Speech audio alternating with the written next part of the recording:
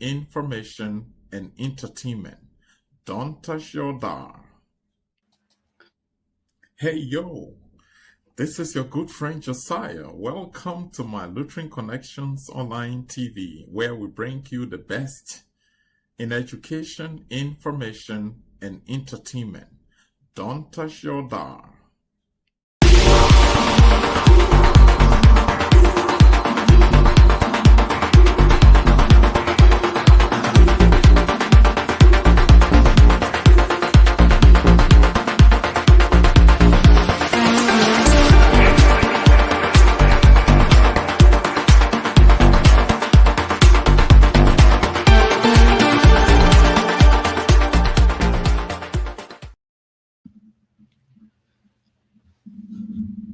Good afternoon, ladies and gentlemen. We want to welcome you to another. We want to welcome you to another edition of my Lutheran Connections. Here on our platform. First of all, before we go further, we want to apologize to all of our viewers. Our last show, you might have noticed that the audio was shut down because we played the content before going live and we did not have a disclaimer. So Facebook kind of silenced that video. That's the reason why you don't have audio to that video. So we just want to say we apologize for that and we hope that we can correct that going forward. But we want to welcome all of you to my Lutheran Connections. We are here again with our regular editions of our show. And we just want to do a quick check in with my brother out there in Georgia. Willie, what's up? Hey, good one, good. Georgia is fine. It is raining today. And there is a saying from Liberia, that if America sneeze, Liberia catch cold. So if it's raining and a little chilly here, that's all day. I can tell what's happening in the North Minneapolis area. And I know our sister couple right now, she's all wrapped up under her bed. The Frenchman call it duvet. I know she's all wrapped up. So we're having a great show today. Yeah. Thank you, Willie. Just a quick check in from my end in Minnesota here. We had snow all of last night, so it's pure white everywhere. But we gotta live through it, man. Went to church, came back, and we're home and we're here. So we just want to say welcome to our viewers and to our regular my Lutheran Connection show here today. I think Dr. Toto and couple might be joining us later when they get here. We will check in with them. But in the meantime, we want to say welcome to our regular viewers in our Lutheran community and those outside as well. I want to say welcome. Today's show is basically an OP mic. So the numbers are on the screen that you can call to participate. You can call directly through WhatsApp and you should be able to get us.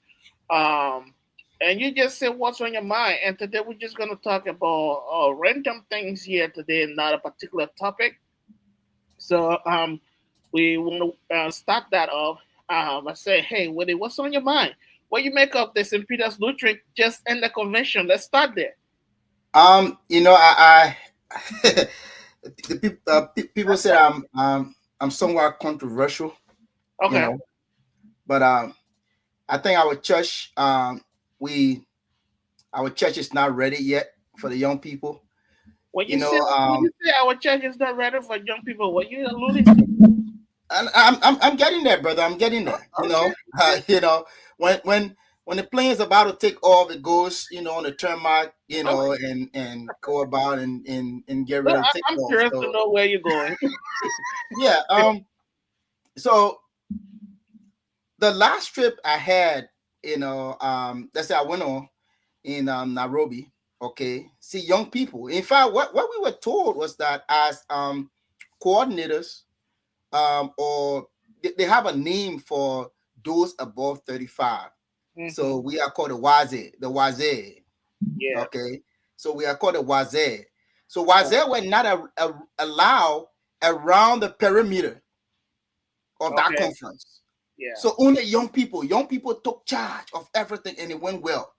So I'm saying this to say that young people have the potential of moving our church forward. But in the case of our cathedral, I was having a conversation with you yesterday. We were in a conversation that if you just leave from 13th Street, where the LCL central office is, the next place you think about when it comes to Lutheran in Liberia is our cathedral, 13th Street. Yeah, St. Peter's. But first of all, I want to say thank you to senior brother Dala Kokaya. They say that the song says, "May the life I live speak for me." So the leadership, that he exhibited at the cathedral, is speaking a lot of volume. People have all over social media, and thanking him for the job well done at St. Peter's. Yeah. In my opinion, the old order is still at St. Peter's. The lack of, what's the guy name? And he's my own uncle too. I'm gonna go straight at him. Sorry, what's the guy name? Go. Right, Govego and the likes of others. Feel that St. Peter is still, it's still their property. They dictate who to run the church and who not to run the church. And bringing someone who I mean been away for a long time, and you just just had perhaps he has some resentment against the young people. I mean, no offense. I'm not saying this because Roger is my friend. No, but I think that Roger has so much potential because Roger served as Secretary General in the at St. Peter's for years, and he also served as vice president. So he knows the in and out. I mean, no offense to this brother or this father who was elected. Pray tell me, he is the deputy minister at one of the ministries, Ministry of Education. Deputy minister, even assistant minister, has a lot of responsibility in talking about deputy minister. You're gonna now start running after this man because this man is not going to leave Joseph Barker's job and focus solely on St. Peter's job like Dala Kokoya did. Okay. I mean, you need someone who has the time, who has the availability to carry on the job of the church. The cathedral. I mean, people think that cathedral is a joke. No. Okay. So that's the reason for I'm saying that our church, we are not ready yet. Okay, we are not ready yet. We think that it's back in the days, you had the older folks that when you go to a meeting, like Senior Brother Sonny George and other people, they went to a meeting after graduating from the youth department. They went to a meeting. They have to channel their opinions to the elders because if they raise their hand from 2:00 meeting start until 5:00 meeting end, they raise their hand, nobody will recognize it. But they have to channel their ideas through an elder. Then the elder will say, "Oh, okay, this guy told me something, and this is his okay, good idea." But they won't recognize the young man who had that idea on mind. So I mean, we need a change. You're making some points over there, and my own take. I think St. Peter's. I think the Dara Kokoya and Roger Kamo leadership. I think they did great at St. Peter's. Yeah. They were I like to start from. I think they did really great. When they were elected back then, I was very optimistic about them. I knew that there were going to be some change. And looking at the end of their leadership, where they have placed the church and where they are leaving the church, and it puts the church in a really good financial position because there's so many development that they took on, as leaders of the church, and leaving the church very well financially positioned. And I think that's a good thing. And I think that was a really good. I spoke with the chairman emeritus today. I called him out to just congratulate him about his achievements and stuff. I even asked him whether we can have him on the show. Yeah, that would be a good thing to have him on the show. To just talk about his journey, the past years serving as chairman at St. Peter's, looking at the success story and also looking at challenges that he faced as well. But coming to what you were saying, I think the election was very competitive, and every time there's an elections, I think one person got to win. No, Um, I mean, but if you absolutely. look at our Lutheran church in Liberia, it's a hierarchical structure. We have hierarchy structure in our church. So we have this whole class system, like we have the hierarchy. So we have to go through the systematic. And like you're saying, some of our big brothers or our fathers, they knew all from babies. So when we are doing something right now, they still have that meta picture of the little boy. And Yeah. they don't try to look at the potential that the little boy, what the little boy can do, let test his ability and stuff like that. So I was not too surprised that Roger didn't win, but also I'm hopeful that Roger still has age and time in his favor. Looking at the elections result where there was 50, 47, 50, just 3 points margin. So it was really competitive. So I think Roger still has the chance to becoming a Power Council chairperson at St. Peter's. So he should see this as an opportunity to work on some of the things that he did not work on and come back the next time. And I think and he will be very well welcome. But in the meantime, we want to congratulate the new chairperson, Mr. Yeka Foba. We want to say congratulations to him for his elections. And we will give him the opportunity to prove himself. Like you said, he's a deputy minister. We understand that they can be busy, a lot of travel engagement and stuff like that, but it is the house of God, right? We have to give people the benefit of the doubt. If you put your hands up to serve the people, you got to be available. I was listening to Live Without Links. Nick Vitici. Yeah, he said something. He said, God does not believe in your ability, but he believes in your availability. That's right. So you have to make yourself available to be able to serve. So in how much he's a minister and he's coming to say, I'm here, I want to serve. And the people of St. Peter say, okay, come on, come and serve us. So he got to make himself available for the role he's in now. That's a big role. As a chairperson of St. Peter's, you're running the interior and you are placed in a very, very much important position to keep the church running. So we want to say congratulations to him, Mr. Yeke Fokwa. And we look forward to bringing you on the show so you can give us some of your plans as well. Talk about what plans you have for St. Peter's and moving the church forward as well. So yeah.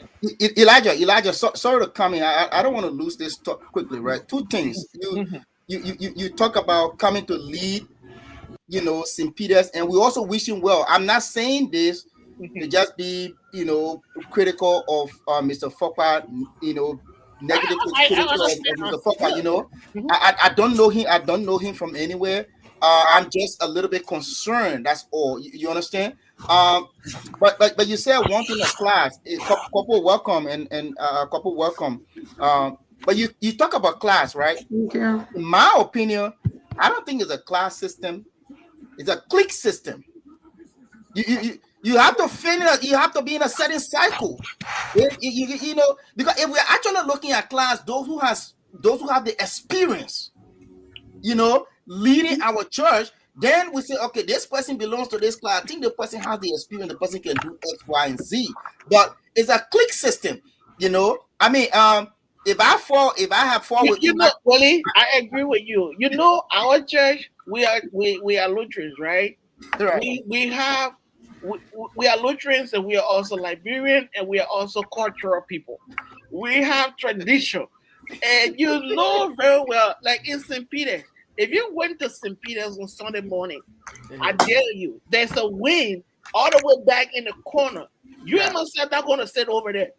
Absolutely. When you reach into the church, you look in that corner, you will know where to go find your seat. You know where to find your seat, right? Because that area is considered the elder council. That's where they sit down. So if you have the elder council, those are people that are well respected, despite their different maybe economic status or what. But in that group, that's why I said we have a hierarchy system in the Lutheran church as a whole. right? You got a hierarchy system. You got bureaucracy. You got people who call themselves born Lutheran. We got this place and we make the decision. We cut the shot. So we cut the shot right here. You see my brother Elijah, right? Yeah. Elijah, listen. Yeah. I do agree with you, right? And these are some of the systems that need to be broken. I know it may sound somehow impossible, right? It might sound somehow impossible, but these are the systems that we really need to look beyond in looking at our church, right? In seeing how we put our church first. For example, and I'm not saying this to be political, okay? And let me hold your thoughts right there. Let hold your thoughts right there. You'll come back and finish that. Let's welcome our sister couple and check in with her. Couple. Hi, Elijah. Welcome to the show. How Manitoba? Manitoba. Whatever that is. No, not whatever that is. Yeah, come and shoot people. You will have to pronounce it properly. How Manitoba? Manitoba. Manitoba is okay. Winnipeg is fine. For a city that covered with a lot of snow, you come and shoot somebody. Oh yeah, it is. It is. We are having snow. I told people. Once we get in Minnesota, I'm not surprised. Yeah, we have it. Well, Winnipeg is okay. Just I didn't go to church today. I had a lot of things doing. Although it's not an excuse, I should have done that ever since. But okay. Time. The availability of time. Yeah. So, make yourself available. I didn't go to church today. I had to stay home to cover up some things. But I'm grateful to God for everything. Yeah, I'm okay. My kids are fine. All right. Family, everybody okay. I'm thankful to God. Good. Yeah, so today is an open mic, so we're just having a general conversation, and we've just been looking at St. Peter's just in a convention where they have a new parish council chairperson. So we're looking at the elections, and one of our own young person, Brother Roger Abincambo, was also contesting to become a parish council chairperson. Unfortunately, he did not win. He lost by 3 votes, so it was a competitive process. But we're just looking at the St. Peter's Convention. I don't know whether you followed it. What do you think on that, if you did? Someone shared a link with me to win the week. Yeah. I read it and I didn't end it. But then after that, the person tried to update me how it went. Yeah. And they said, so I asked, how did it go? And they said, oh, Roger was defeated by 3 votes. But then when I logged on, I heard you people talking, click, group or what. That election was very competitive. So for me, I did not see any click into it. Yeah. I did not see nothing like click. I did not see nothing like other council. I did not see nothing. And another thing that I heard, even some of Roger voters did not even go on time. That's what I heard as well. Yeah. So why would you got someone as very important, you have a crucial election like that is very, very competitive. Instead of leaving all other things and wait until that election is over, you get up, you go out, and you say, oh, I was up because of this, because of that. Anything could have happened along the way. Would have been caught up in traffic, anything. So to avoid all of those things, you sit and wait for the election. Mm-hmm. After the election, you have cast your vote, then you can leave. But 3 votes, so let's assume Russia had 3% out or 4% that went out. I learned that he had 7 people that didn't show up. I know he cried. It's a painful process. You know that you got the votes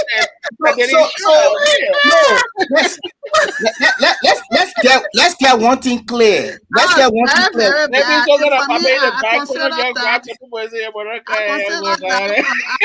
don't know who are those people, and I don't know what may have caused them not to return or not to attend the convention. I don't know whether they attended the convention. You got to be dedicated before you are registered voter.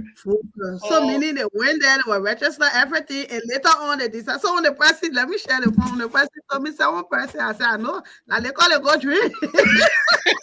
They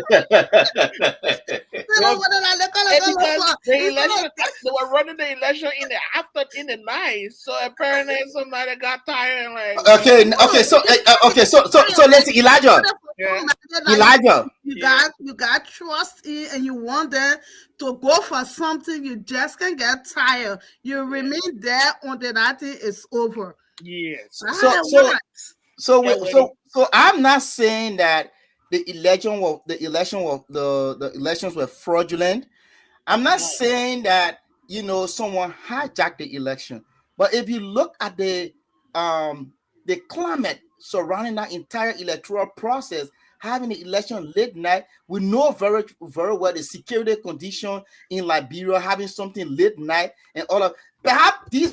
I mean, I just want to say, no, I'm coming, couple. I know I'm coming, myself will talk on that too. Perhaps these individuals, I cannot tell who they were. Okay, decided saying that you know what, it's getting too late. It's like this thing will be held tomorrow, so we probably got to go find our way home and stuff like that. But let me come back to the point I was trying to make. Right, let me just come back to the point I was trying to make. Elijah, we are talking about. So technically, right? Technically, I believe Millsboro should be, or Millsboro is the mother church. Where you got Millsboro? Because that's where the church started from, right? Millsboro, right? But now, our cathedral or our head church, the head church, right? The church that we take all of our guests to, the church that we have all of our major functions is at St. Peter's. St. Peter's is the nucleus of the LCL. So having someone to run the to run St. Peter's, this person should be someone who will dedicate their time to running St. Peter's. Because if you find out, a lot of the churches in the Monrovia district, they all came from St. Peter's. I was attending the St. Peter's Lutheran Church. I served as acolyte in St. Peter's before moving down to St. Matthew. And in other, like Banner's, before Banner's were fully established, we all came from St. Peter's. So that's just my concern. That someone who is going to lead this congregation, you're not just leading this congregation or this parish. You are leading a major parish in the LCL. So what's a concern? What you just said something, you haven't picked anything. What's a concern? Like I said earlier, I'm talking about availability, couple. What you talking about time? That's an assumption right now, Willie. That's an assumption, right? Like I said earlier on. Pastor Nick says that God believes in your availability, not your ability. We're just hoping, that's all. And as a servant of God, as a parishioner, as a person who you are called to serve in the church, and you decided you want to run for a service position in the church. Remember the parish council chairperson position in all of our parishes is not a position that you get paid for. It's a service position, right? Yeah. So now you have a person who is maybe somehow financially balanced, working and has a very good job, and he puts his hand up and says that, I want to be. And the people says, okay, you want to be, come on. But now the ball is in his court to prove himself and make himself available for the work that he put his hands up for. So it is too early for us to draw the line and say, he's a deputy minister or he's an assistant minister, whatever position he has, that will make him incapable of running his job. After 1 year from now, or after 6 months from now, 6 months from now, we'll bring him under the microscope. We will be able to evaluate. Yeah, we were able to know whether he's doing well. Like when Dara Kokoya and Roger Abin Kamo were elected years past, when we saw that composition, we knew that there was a cracking, right? We knew that there was a really good team that who have done great at St. Peter's, and they proved themselves. They did great, right? So we're able to evaluate them today and say that they did X, Y, Z. So now the ball is in Yeken's court. He and his team, they have to prove themselves because they put their hands up and say, we want to be. And the people trust them now and give them the leadership. So after a few months from now, people will start looking for their plan of action. What you guys got? What you bring on the table? Other than what Dara and others Dara achieved. Because Dara, I can tell you right now, Dara set the bar high. I still be there. Right? For the parish council chairperson, he set the bar very high. like with the achievement in the past 6 years. So if you're coming on board, you should have a solid work plan, the plan of action to prove yourself as well and make yourself available to achieve those plans. Because you can't be achieving those plans while you are traveling all the time. So let's give the new chairperson the benefit of the doubt to prove himself. Let me just talk about that a bit. Well, Go I ahead, think this is a teamwork. Yeah. And I don't know there are how many, whether there are 7 or 6 person. 7. What's the leadership? What's the structure? But for Tarek Council chair all the way to chaplain. To chaplain. So it might be 7 person. It should be 7 person. Yeah. So 7 people as a team, working together as a team. The issue of Yeke serving as deputy minister, I don't. For me, it just a matter of him being very, very committed to what he signed up for. But serving as deputy minister, he doesn't travel every day to say he will be in the other country every day. That's number one. Like when I even heard that he was running, I had this thought that because I know Yeke, he may not know me in person, but he taught me Alipa. He taught me public sector finance Alipa. So I don't know whether he still teaches Alipa, but I think he also teaches at UMU. He should be at UMU. I don't know whether he stayed there. But I think he looked at all of those things he took because you can just jump on and St. Peter, like you said, St. Peter is a big church. And he saw what Dada Kokoya did. He saw the standard that Dada serves. So I know he entered a closet and he thought about it, holding all factor constant. Then I want to be a parish council chair. He decided to go for it. So, like the people have said, that I gave him the first 6 months and see, and we're bringing on the microscope. First of all, we got to know his plan. I think want to know his plan. Not in few months now. Want to know his plan. His installation. He will be in store on Thursday. Right. No, he was installed today. He was installed. Was he installed today? I think you are late on your shows. You need to go back to your money. He was installed today. Okay, yeah. So we need to get his plan, his roadmap, what he brings to the table. He has a team, the corps of officers, what I plan for the next 3 years, and see. And we take them by the next, they can say 100 days, and see 100 days in office. 100 days deliverable. But couple, you in your comment you said something, right? And I agree with you. Teamwork, right? You know how it is a team from parish council chairperson to the chaplain, right?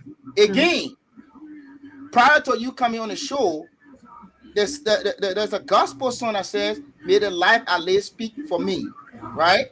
And now we're seeing the life, the leadership style that Dada Kokoya carried out at St. Peter's, what it is doing for him today. It is a legacy. It's going to live. It's going to live on. His children will go to St. Peter and say, "What your father did here at St. Peter." Dada Kokoya, though he had a very strong, very energetic, and I mean the vice president that Dada Kokoya had, very innovative guy. Okay, yet still Dada Kokoya was hands on. Kokoya was involved in everything at St. Peter's because he knew the responsibility of leading the cathedral. St. Peter played a pivotal role in the LCL. The LCL moving forward, the LCL being static, or the LCL going backward. It as St. Peter's. St. Peter is our legislature, I want to say, or St. Peter is it. I mean, decisions are made at St. Peter for the LCL. And I'm not overlooking, St. Matthew. I'm not overlooking Barnard or other places, but St. Peter's is our cathedral. Well, we finish with St. Peter. We're coming to St. Matthew. We're going to post St. Matthew on the microscope as well.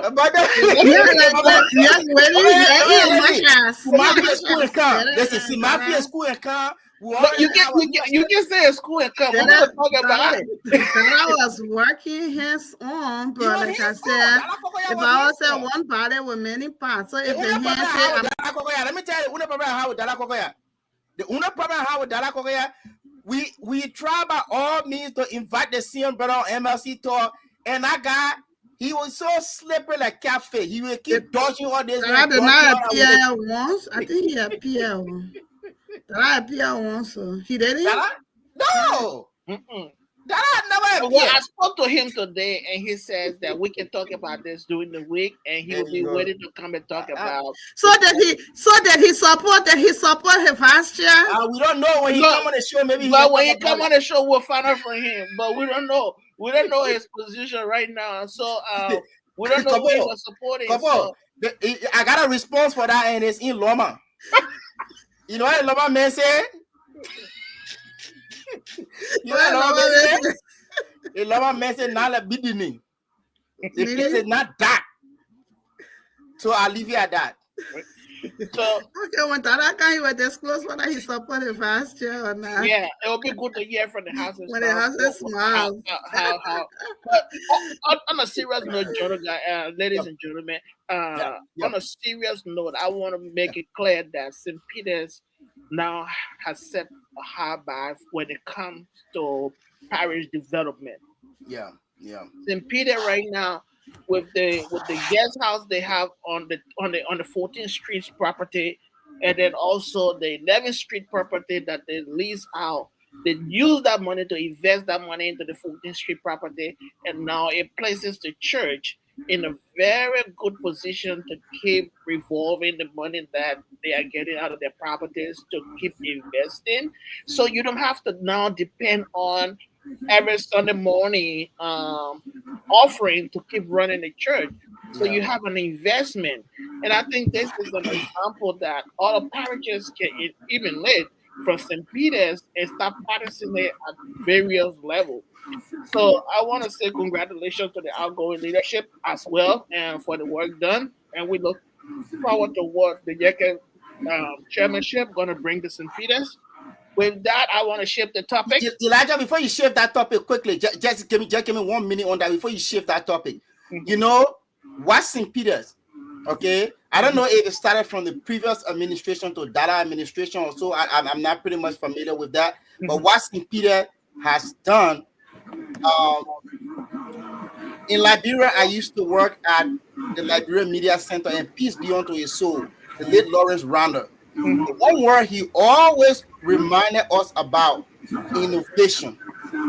That is classic innovation right there. St. Peter doesn't have to worry on offering basket to pay her pastor. St. Peter doesn't have to, St. Peter doesn't really have to worry about all of that. Okay? The 11th Street, 14th Street can turn things around, and we can see things happening for St. Peter. That's what we mean by the cathedral, because the cathedral is leading the way. Now, our leadership as a church, the LCL, needs to follow the example also, not only parishes, but our leadership should follow the example of St. Peter's. See what St. Peter has done. Because partner will not always be there for us, but we got to turn things around. The little that God gave us, the 1 or 2 talents that God gave us, we need to turn the talent around, invest, and turn things around so that tomorrow we can sit on our own. We don't want to depend on partner. Let us tell partners, say, listen, we want to build a complex. We already have 80%, we need 20%. Or we want to build this structure, have 50%, we need 50%. Partner will take us 0. We can't go and say we want to build supermarket and we got 0. No, it won't work that way. So kudos to the chairman emeritus. I saw his last photo on Facebook just before coming on the show. He all relaxed. I think he got his little pound glass somewhere. And I want to also thank big sister too. What's her name? Oh Lord, don't get vexed with me, big sister. That boy. No, couple, open your eye and look on the screen. Look at the camera, couple. I love my woman down there. That boy. But I'm don't think it's Dada alone. It's that boy in the background, straightening things up. Whoever successful man that should be a successful woman. Thank you very much. That boy, thank you, that boy, my number. And a supportive wife as well. Thank right? you. So since that boy has been a very, very, very much supportive wife, involved with the life of the church as well. Yeah. So like these are people that we grew up knowing, like looking up to them, looking up to the leadership that Akoya from the youth department all the Yep. way to where he is right now. So these are people that we have high respect for and we really appreciate for what they are doing. So with that, let's turn the pendulum from St. Peter's to St. Matthew, the next biggest church in Monrovia. Always saying they are the biggest church, they got the biggest pastor. So you just had St. Matthew just had a convention as well. They also elected parish council chairperson, and the person elected is our own big brother and counselor at law, Bobby Livingstone. Mr. Livingstone, we also know the track record of Mr. Livingstone from the youth department as well. You know, like one of those people as well, like Dara Kokoya, we also look up to them for direction. But yes, my team was St. Matthew, right? Why it took St. Matthew so long to rebuild her school after the fire? Like the leadership that you come and talk about the No, people's no, no, no, no. That's fine. That's fair enough. It's a fair question. It's a But fair. instead of leadership, we can dive in the leadership a bit. Yeah, Then the because- school, everything that will come. No. We're gonna talk about Bobby. Bobby It is a fair question. Let me say something. Wait, Willie. Go ahead. Willie, listen to me. You Go see, ahead. when we You know when you when talk we about St. Matthew, the seat under me wait gets hot. now, wait. When we talk about stewardship, right? Okay. You running an institution. You are collecting funds from students and to run the institution. And there's an emergency situation, a natural disaster that happened. And it has been like almost more than 10 years now. You were not able to build that institution until partners got in that said that helps you if you build her school back. Now you are almost like you are nearing completion with the help of the current pastor and the help of the past leadership of the parish council, Madam Johnson. She was very instrumental in rebuilding that school. So what has St. Matthew been a very good steward of the people's money? Let's talk about that and see. Yes. I would say yes. Listen, my dear brother, let me inform you. When this tragedy struck, at Pinsville Red Light, the entire Pinsville community were on What their year knees. was that? The late Papa Infinite was still living. He was the pastor. No. You were not living then? No. When the school got burned, If I'm not mistaken, when the school burned, no. someone please help us. When St. Matthew burned, St. Matthew, No, he burned wasn't. around It was 2018. Tito who was there. It was Tito. It was not Tito. Yeah, it was Oh, It Tito. was Reverend Davis. Listen, don't let me The school that got copy. burned? It wasn't Reverend Davis. No. It wasn't Reverend Davis, Elijah. It was Tito Johnson. Help us. Someone please help us. It was Tito Johnson. We're gonna get that fight. It was Tito Johnson. It was during Tito Johnson administration. Okay, Go ahead. we're making some calls right now. We're gonna inform you on that. Once St. Matthew got burned, like I said, the entire red light community, because St. Matthew is a community church. It's a community parish. This school, when the school got burned, everyone was, in complete, like most people were in complete disbelief on how it happened. So church members decided to, take the mantle in their own hand, because guess what? At the time we had Lutheran school systems, and just listen to me, because when we hold a rope, we're gonna hold a bush. The rope will hold a bush. No,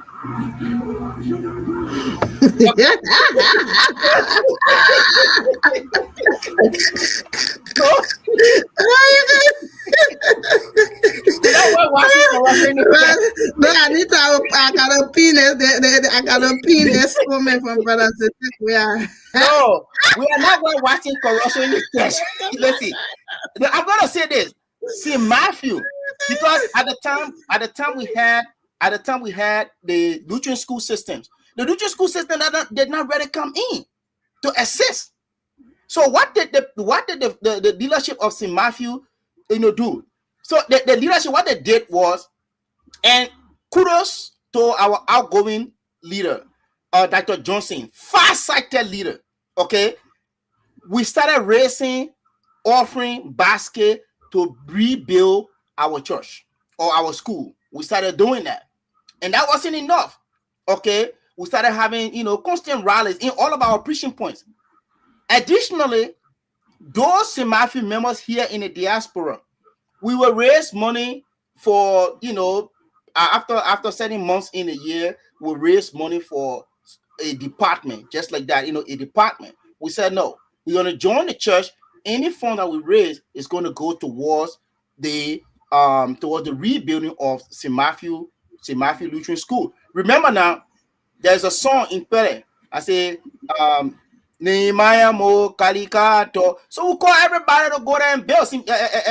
Elijah, you know that song, okay? Everyone was called to build, so we joined the entire, we joined the process. We went. Elijah, you are muted. So we went. Remain muted right now. In fact, I will call someone too. The calling you making that information is not correct. So anyway, long story short, today St. Matthew School have been rebuilt. That's the breaking news. And I will tell you that to Elijah's comment, I think now it is the wave of the senior friends that are taking over the Lutheran church parishes, and you're going to see development going on from one parish to another. Now there will be a competition, all right, from St. Peter. You saw Dala Kokoya, Councillor Bobby Livingstone, and all of the other guys. You will see the change. You will see these changes taking place in all of our parishes now, because people who came from the youth department did not stay outside for a long time, and they came to St. Peter's, came from outside. We just took them and put them there if they are prepared or not, because it got clicked. St. Matthew is one congregation that does not have a clique. We do not have clique system. If you bring any clique system, we're gonna break it down. Elijah, I can bet you on that. We don't have clique system in St. Matthew. But clique is in St. Peter. Anywhere you go in St. Matthew, you can sit down there. Nobody got a problem with you. You can But sitting anywhere, excuse me, sitting anywhere doesn't mean it's a clique system. Yeah. Even where the people sit, if you go and sit, and nobody will tell you to leave from there. Get up. No, that's not true. I got witnesses to that. Everybody Couple. This is what I told Willie. I said that our church is hierarchical. We got hierarchies in our church, right? We know that the Lutheran church got hierarchy. We got bureaucracy. And we are also traditional church. We have elders in our church that we respect as well. There are some. What we do in St. Matthew. St. Matthew is not excluded. If you go to St. Matthew, they got people who just even the young people, they got play while the young people want to sit. In St. Matthew, the other council in St. Matthew, they got people there that when the dead Father Mafala and the other folks, when they were still alive, St. Matthew, when Father Mafala, the late St. Peter and Father Mafala,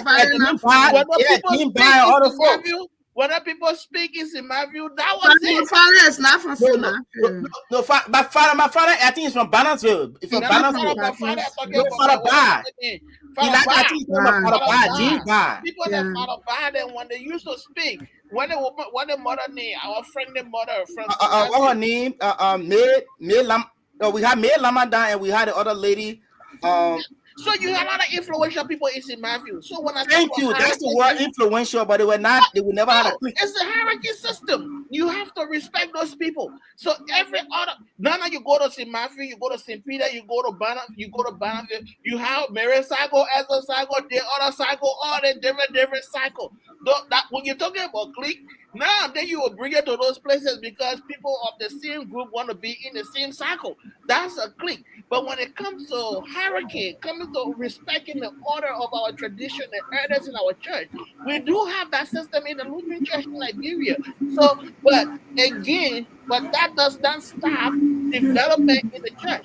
So, the Matthew Lutheran School, that brand, let's say 3 years ago, and it was there until Victoria Johnson became Parish Council chairperson. Yeah. And she took on that initiative to start rebuilding that. Elijah, you miss it. Now, that Clementi Johnson. Clementi Johnson. I said Victoria Johnson. I said Madam Johnson. Victoria Johnson. Yeah, okay, yeah, but put a correction. Her name is Clementi Johnson. Yeah, that's Dr. Johnson, right? She took on that initiative to start rebuilding the St. Matthew Lutheran School with the help of Tito Johnson, who was the pastor in charge then. No, he's still the pastor, I believe. Yeah, that's why I said he was the pastor in charge, and he is still the pastor in charge. So, but I'm talking about stewardship here. Right. Up to today, St. Matthew the school is not yet built. Oh no, we just breaking news, my brother. Breaking news. Man, listen, the school is not completed. Breaking news. The school is not completed. You guys are still breaking news. The Church of Bavaria had to come in to help St. Matthew to finish your school. Well, Elijah, I think to finish the school. No, right? Elijah, the people talk. I think there was a loan taking out. Come on, I said breaking news. There was a loan taking out. The Church of Bavaria, where they yes, that's true. I thought they came in, but there was a loan taking out to rebuild that school. The Church of Bavaria just came in yesterday. But there was the Church of Bavaria just came in yesterday. I'm not from St. Matthew, but I think I got family there. I can remember when the issue of Tito removal came about.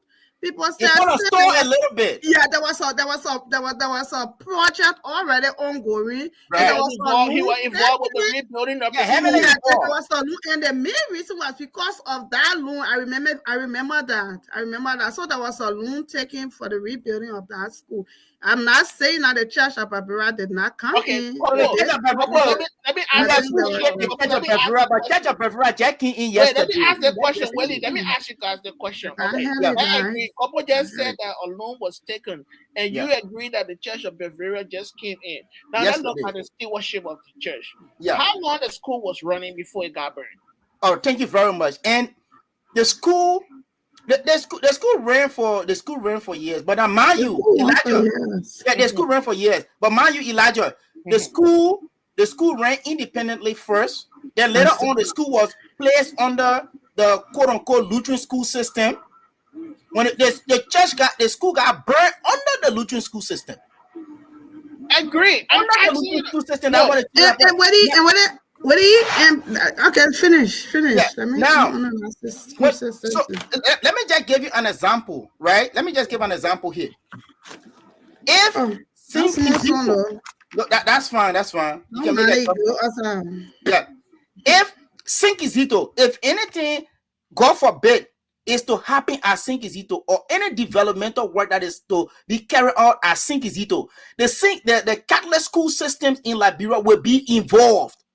Because money from St. Kizito is going to the Catholic school system. Okay. But the money from St. Matthew will going to the Lutheran school system today. That's another conversation we're going to have for another day. Maybe. So now are you accusing the Lutheran school system but not? I'm not, my man. I'm not accusing the Lutheran system. People already calling all my Lutheran disconnection. So let me go. You want disconnect in Matthew?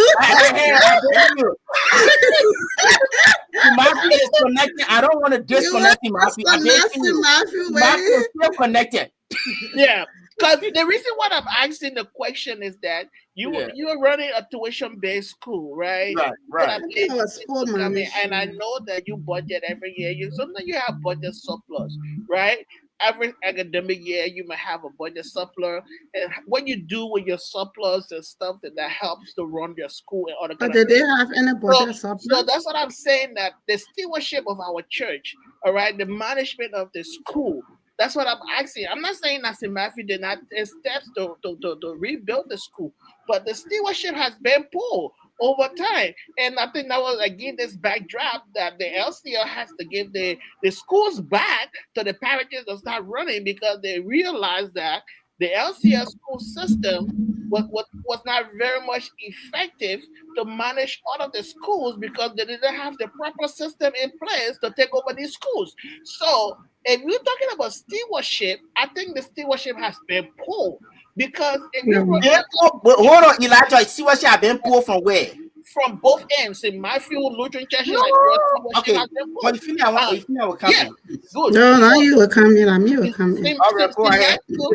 Let's say St. Matthew, if the Lutheran Church in Liberia mismanage your money, you had the opportunity to if you have been giving the Lutheran Church in Liberia all of your money and your school got burned, you should have taken up the case of the LCS school system and said we want to rebuild our church as well as the money that we give you. We want this portion of it to start rebuilding our school. Did you do that? If you did not do that, it means that you never had money there. All right, couple coming. Okay, so it's established that first of all we need to establish was it on the school system when the school got burned, or is just an assumption that we are doing? It is a fact. It is established, it is right? A fact. I can call Reverend Doe. Okay. I can call him. Okay, but that was not Reverend Doe administration. I remember. No. But he took over records. He saw the records. Okay, it was the late Father Kompola. Because what I'm saying concerning this school system in school, we had elementary school too that we were running. And our school were running fine. We were managing our schools. We were paying our teachers. There was this MOU sign that all schools should go on the school system. That was discussed in our parish council meeting many times. I remember by then our financial secretary for my parish. And at the end of the day, we all agree. It was like, okay, right? This LCL wants to manage this. So what they did was they were responsible for the pastor. And the teachers, to pay the teachers. So the school will turn over to LCL. I would think on the amount that was deposited at LCL at the school system, because they were responsible for the pastor, the teachers, they were responsible for other things, right? So time came, the teachers wasn't taking pay. On what basis they wasn't taking pay, nobody knew. So what the teachers started doing, instead of remitting the money. Couple, let me hold you there. We have a caller on the line. We have the caller on the line, and then we will bring the caller through, and we will lay the basic for the discussion, and we'll ask the caller, we'll ask questions to the caller to respond to it. Welcome, caller. Please call your name and where you're calling from. My name is Imova. Caller is not clear, man. We won't hear the caller. Councilor BNG mode on the phone. You gotta be a little bit audible. We're not getting it clear. Hello, everyone. My name is BNG Mova. I'm calling from my resident in Pinsbury, Liberia. All right, Councilor Moluba, thank you for joining the conversation. The conversation here, we have St. Matthew under the microscope now that you have a new parish council president, a chairperson, our own big brother Bobby Livingstone. But we are looking at the school of St. Matthew Lutheran High School since it got burned about 3 years ago. Why it took so long for St. Matthew to start rebuilding the school. And we are also alluding that to poor stewardship of the church, both from the No, everyone alluding you. Both from the St. Matthew Lutheran Parish and also to the LCS. What's your take on that? Okay, I need my. Okay, thank you. I don't know how to start.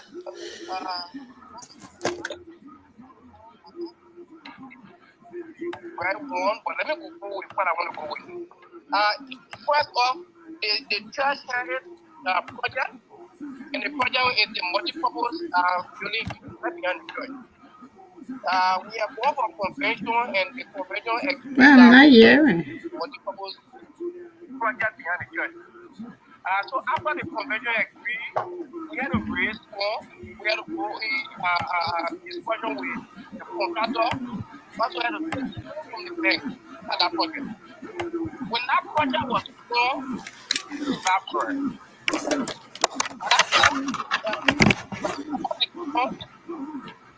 that time, the contractor and the convention had decided that won. So there was no way to immediately stop the project when have obligation to the contractor, and the contractor was performing. So Matthew had to complete that phase. Go back to convention after that phase was completed to decide if they could continue that multiple project or now turn their attention to the school. Convention decided that we stop the multiple project as it was, till we have completed the payment to the bank and with the contractor, and then we turn our focus on the school. Matthew then turned the focus on the school with the plan to make it better, stronger, and in a way that will serve us for a very long time for our kids. Now, to say that maybe the church delay or the church did not use it resources properly, it means you have a clear information on what the resources are, what they have to use those resources for, and that they are not using it for these purposes and is being mismanaged or is not being prioritized. All around Liberia, there's a decline in active membership. All the Lutheran churches in Liberia. Two, I will not say with the authority, but due to the hardship in Liberia, the income generation from the churches has been reduced a little. Now the church will always have expenditure. The payment of the pastor, the activities they have in the church that they have to sponsor, they have to go to, and then you still set aside money for the school project. If you don't have a lot of people coming, if you're having a regular monthly salary like Mavi has, and the money that is coming from there is being taken directly to the school, we can only say the money is not being used well if we are having a lot more money raised or a little amount is taken to the school. But I can tell you, Mavi has gone above and beyond.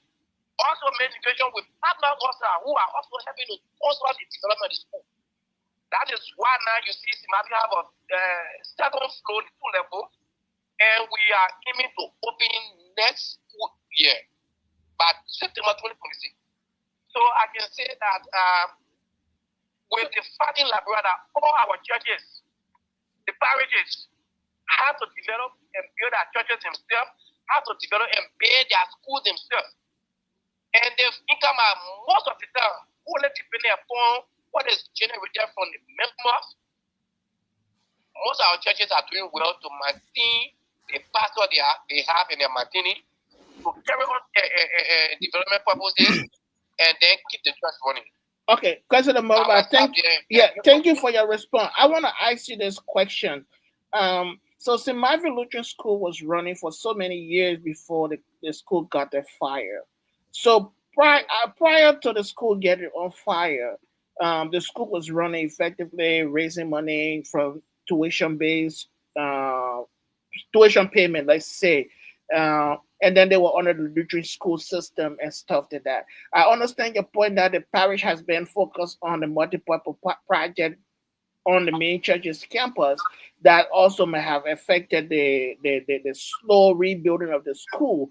But I also want us to look at the prior to the school getting burned, how was the resources of the school being managed? Because we also know that if you're running a business or you're running an investment, let's say the school was not a charitable school, so there should be some return on the investment. Was there money set aside for this kind of a rainy day or this kind of a situation by the church or by the school system? Do you have any knowledge of that? Before being can come in, I want to make a comment to that question. Let a quarter talk. Okay, yeah. Before being can come in, I want to make a comment to that question. His question, what I'm addressing yours, it's okay by me, but if you want to go ahead, then I can go ahead. Yeah. No, Bien, go ahead. Okay. So this will mostly be my perspective. And I will take it from various angles. First off, schools being run, they have to generate income. I acknowledge that. And it is my thought also that the Lutheran schools should be also able to generate income for some of these incidents. But we will acknowledge that the Lutheran church as a whole runs as a charitable or not-for-profit organization. So if schools will make profit, will make income, or will have income, but it's not for the sole purpose of generating profit. It is for the sole purpose of ensuring the purpose and objective of the Lutheran Church in Liberia as a whole are met. Because of that, some of these churches that run school do not have or have fees. That being said, there is an issue with the Lutheran Church that we all will acknowledge. That when these parishes / churches build a school and want to run it, we have a policy now that say it belongs to the school system and then the LCR manage it through the school system. That I'm not going against. But if the school system is managing the schools in the Lutheran Church in Labrador, then the school system should be the one, like you are saying, to primarily finance the development of the school after it has burned. So but if we go back to Simabu, now Simabu Lutheran Parish is the one that is raising money and saving money to develop this school. What happens if Simabu gets through, says we have left our multi-purpose project, and then the school system come and say we are taking over this. That is another issue for another day. I don't want to go in depth with that.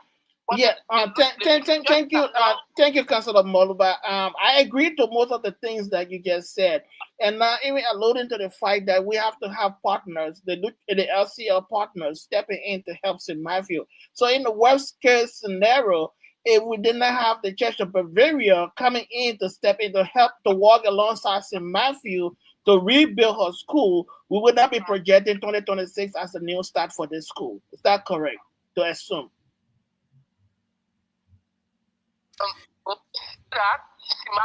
Elijah, we should be fair enough, man. You can't say that about St. Matthew.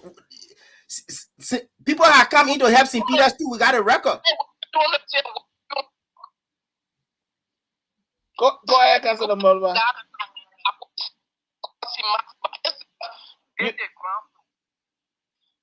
The partnership of Bevra is doing the upper level. Mm-hmm. So in this case, it is possible that we could still be building the upper floor and have school opening for the ground floor. It is possible. It could also mean that Simatic could say, because we have only the ground floor, we want to wait until we get to. That will actually slow things, like you are saying. I agree with that. But I'm not stopping and saying it will close school until a certain time, what the ground floor will be through. And then the church will have decided if they wanted to have school opening, maybe beyond section or so for our parents our members in the church, while we build the upper one, or we are just keep it close continually until we build the upper one. That is where I'm going. Now I say I'm not sure. I can say on that. Okay, thank you very much, Councilor Moluba. Before we let you go, you just elected a new parish council chairperson. We were just looking at St. Peter's outgoing leadership, the achievements that the accomplishment of the outgoing leadership, and also the inception of a new leadership. And some of the concern about the new chairperson is that he's a deputy minister. People are concerned as to whether he will be available to do the people's work. And we also see that Councilor Bobby Livingstone is a very busy man as well. Is there any concern from parishioners about his availability as well to run the affairs of St. Matthew? What's the atmosphere like about his as St. Matthew as it relates to his leadership right now? Should I say fortunately or unfortunately, but I serve as the chairperson of the election committee that brought Bobby Livingstone to power. So because of that, with election discussion, I wasn't privy to having that discussion with some of the members. I don't have much in it. But I can say that the two persons that were contesting for the position, they are people who are committed, who love the church, and who put in that time. So seeing that, I know Councilor Bobby Livingstone, head of department, is busy. I know also he has a passion.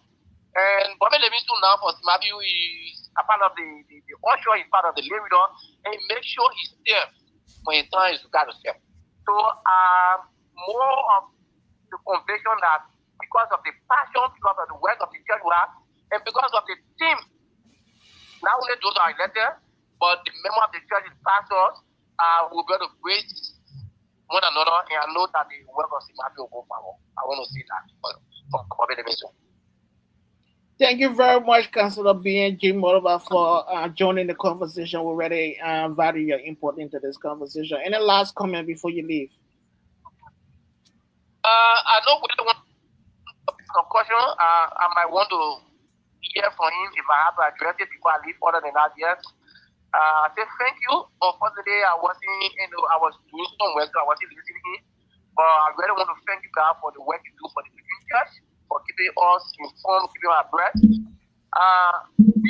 Basically, I know what it takes to take your time from your attention from your schedules and everything and commit every Sunday. Not every Sunday, the preparation and the organization people Sunday, it takes a lot of things to play. So we in Liberia, we appreciate you people and we ask that you continually do that.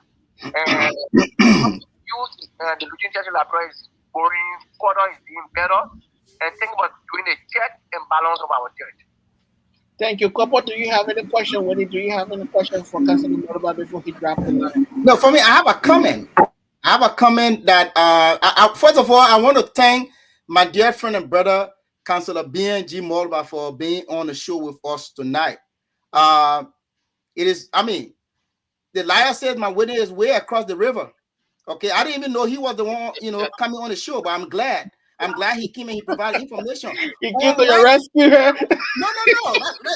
Listen, and Councilor Moreover should stay right there. And I'm glad also that Anthony Laubasmo is also following the show. Listen, unlike St. Peter, that everything was handed over to you, the high school, the church, everything was handed over to St. Peter on a We can correct that history, my brother. We can correct that history. Elijah, wait. People listening to us. Unlike St. Peter, that everything was given to you on silver platter. They put everything on a plate and gave it to you. St. Matthew had to sweat for everything that we own. We born you. I will mute you. My man, you will be muted. My man, wait.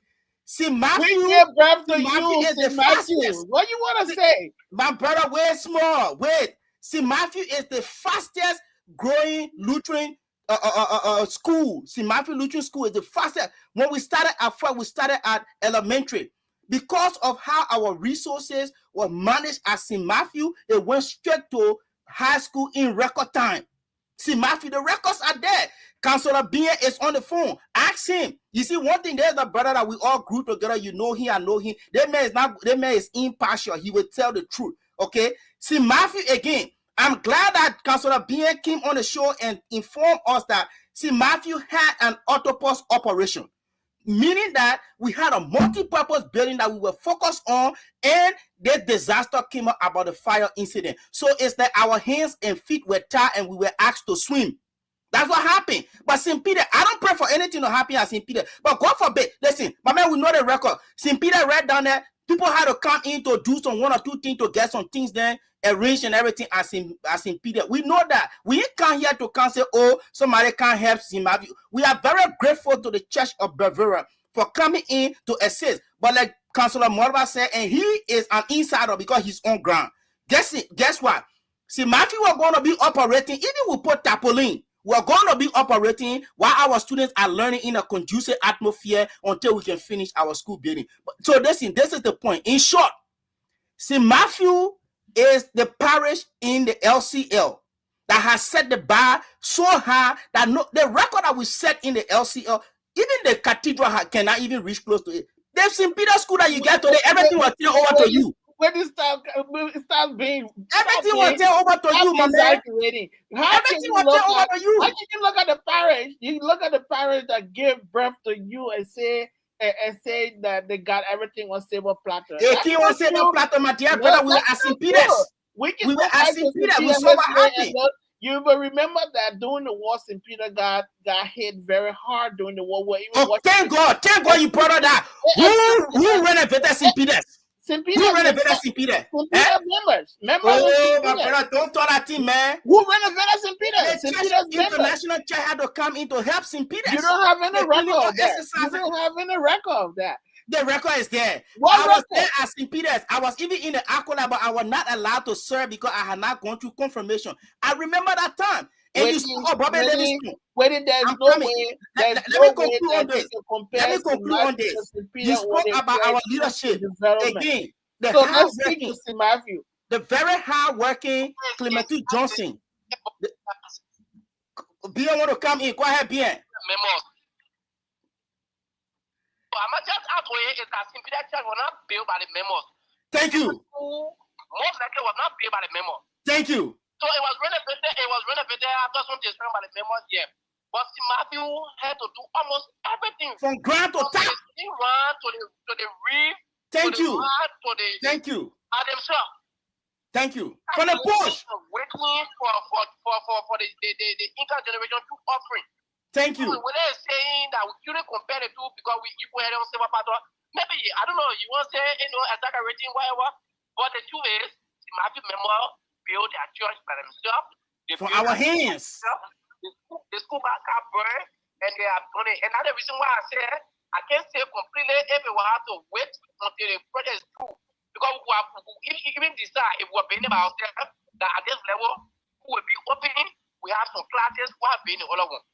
But not with respect to the two churches, and again we are all Lutherans, but yes, Matthew has worked and they continue to work. And I can say funds were mismanaged if we had a project.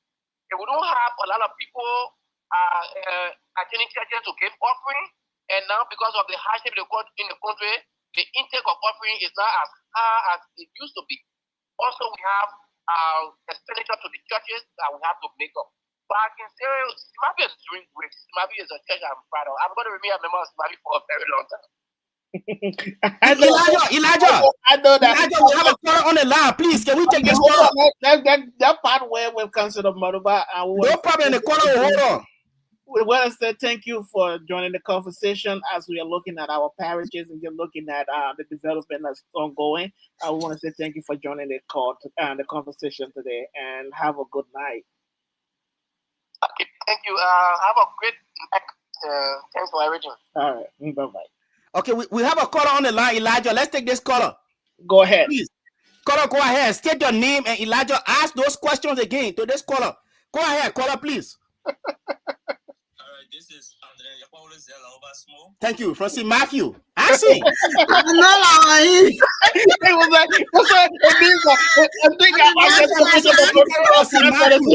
all the finance questions you were asking, he read. He's the financial secretary of St. Matthew. Ask him. Excuse me, Councilor Anthony Yakpawula Laobasumo, we want to welcome you to the show. I know you have been following. And some of you made a comment about the parish income sort of based on income generated by members. All of our parishes in the LC, their income is based. I agree with you 100%.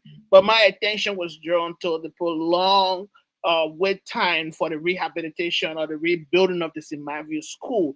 So my question was that due to poor stewardship of the school funds being managed by either the LCL school system or by St. Matthew? And we have Brother Ben coming on to provide some clarification on the other posh operations you guys will carry on, but he could not allude to the mismanagement of funds. So what's your take on that situation? So I must tell Councilor Mova, thank you for the update. First, I gave you regarding those facts. But to answer your question, I would say the fact is that there was no mismanagement that led to the delay. The delay is solely based on the mode of which our funds are generated. I think you should know, because you are in like proud to use part of the United States, St. Matthew, like most rural parishes, raise bulk of their funds from tithe, offerings, and other donations from members. And you know that still those incomes do not come as you expect. Say, for example, in a month's time, St. Matthew can raise over $1 million for operations and development. And the two things people fail to understand in our church when we are doing some debates. Our church is funded nationally, but it is operated individually by the parish and its members. That is to say, funds raised there are used for both operations of the church and for support of the central office. All parishes pay endowment, they pay SEL support, they pay pastor pensions, and those are funds that drain the church already miracle costs that we have. So specifically to our school project, the school in itself, like we keep saying, what happened in the morning? First day and foremost, most of our schools are run on a cash-based budget, meaning as they raise funds, they use those same funds to pay salaries and bastage and everything other things. At the end of basically at the end of school year, you can realize more than 200 or 300,000 as cash balance for operation. So if you in itself per month, only on salary will spend over $200,000. That includes other activities such as paying money to LC when having convention or other things. I mean, just salary and stipends for church staff is around 200,000. I'm not talking about running the generator. I'm not talking about the fuel for the pastor vehicles. I'm not talking about the maintenance of the church bathrooms and other things, equipment, and so forth. So the fact is that the church leaders, I must give the credit to the past council and all the councils that have managed our church. They have been very discreet to ensuring that our church funds are used to the benefit of us generally. St. Matthew's School that was burned and St. Matthew's School that is being built, there is no way you can compare the two. This is a super modern structure that is coming out with a lot of technical details that will even, when completed, I can say will be one of the best in peace community. Hallelujah. I can boast of that. Because if you just see the blueprint and go now and see the work that has been done, the quality, it will tell you what happened. When the school got burned, a lot of things happened to the parish, like Pierre started saying. We were already in the process of outside our moral position to help raise extra funds. That had to be paused by executive council or by convention mandate to focus on the school because our priority is now to raise funds, like he said, is to teach, preach, and heal. That's right. That's our full mission. So we can't say we want to raise funds while the education act of our church was broken. So we have to focus there. So I can say for Elijah for the fact, if you check the church financial records, if you read properly, we can send you all this expenditure when it comes to the school project is listed, count by count, receipt by receipt. We just had a final thing was said this afternoon by the outgoing leadership. We will report to be still to Benvero for the support of the upper flow. I can tell you, if you just say what you said on air now to the congregation, you will make a lot of discouraged. When it's a testimony, members from all over are contributing to that development. And I must tell Willie and the diaspora team that are on now, thanks for the support. And we need your support more because the BN said we want to open by next school year.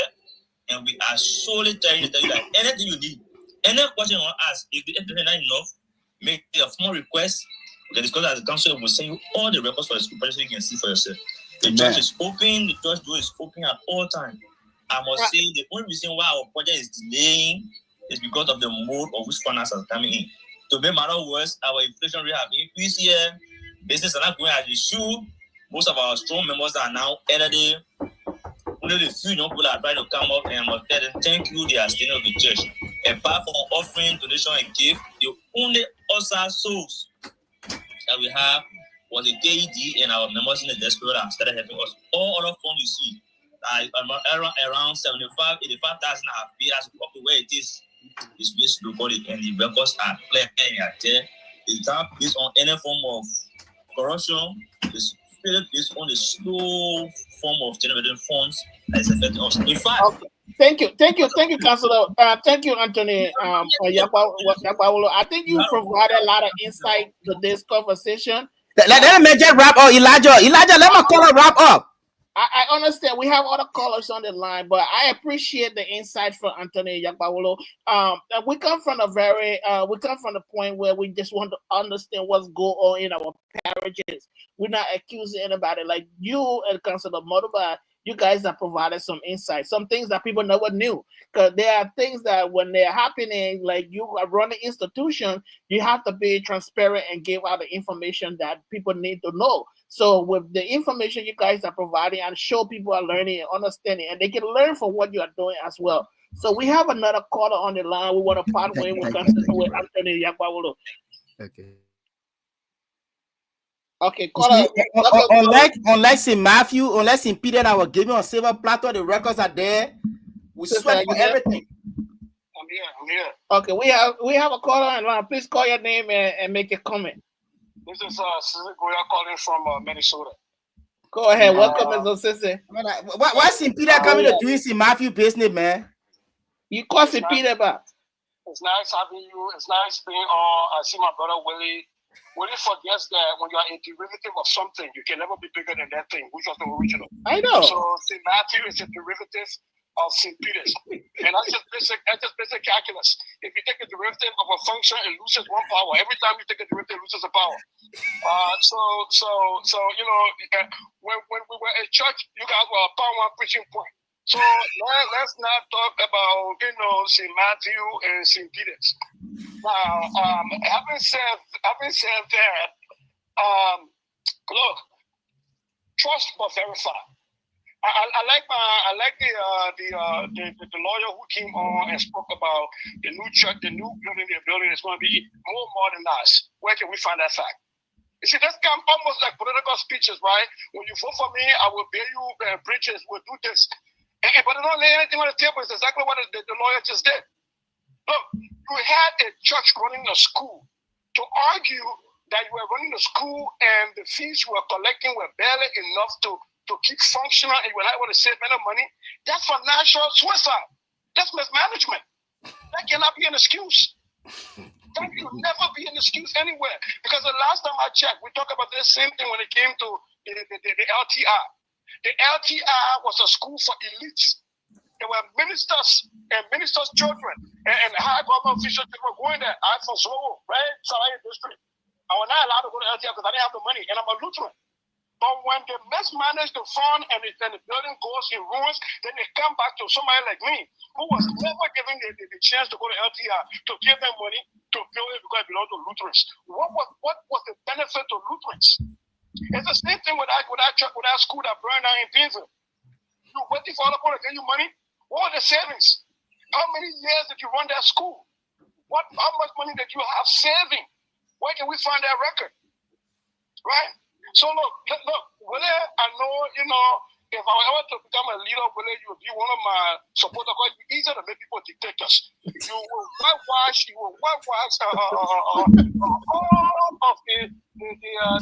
corruption in the Lutheran church. Simply because we are Lutherans. Here we are Lutherans. I will die a Lutheran. But when the church is corrupt, you call it as it is. Hence the reason today, charity begins in the Lutheran church and end up to LACC. That the reason today our bishop high is part of the LACC.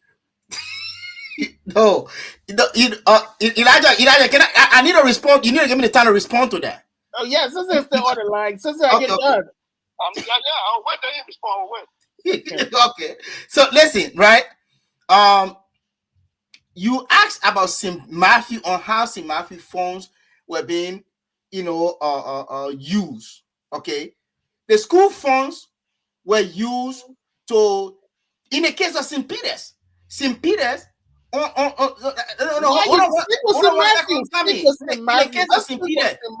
Peter, St. Peter went and took money from her 11th Street residence and invested it while your school building structure that was provided to you.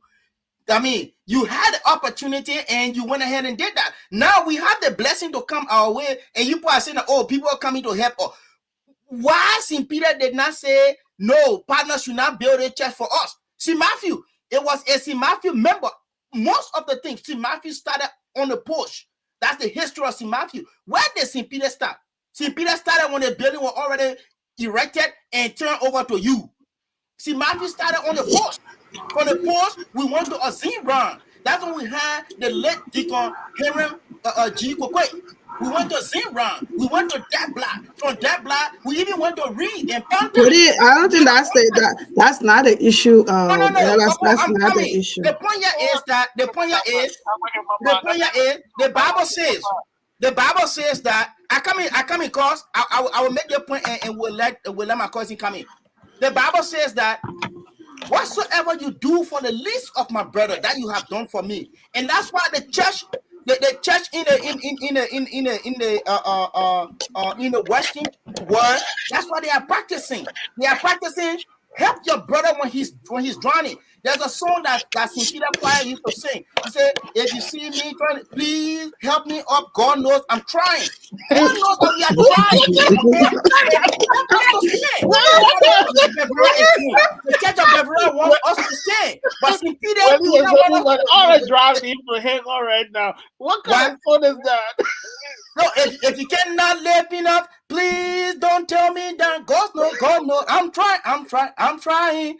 That's the song from St. Peter's. All right. Lord, let my labor be in vain. Don't let my labor be in vain. So the Church of Beverly said, you know what? Let me help. Listen, this is one of the things that people don't want to acknowledge. Okay, Wendy, hold on. Okay, I will let you go on. Go ahead. Yeah. Go ahead. One of my auntie's name is Dabwe. So let me say hello to Auntie Dabwe. And Dabwe and Mama Boy. Thank you for bringing the man back to say that I even get you running behind here. Yeah. Right? You know, you say you're singing song, sing one song. Because your whole argument here happening like Satan came in all right now to me. I'm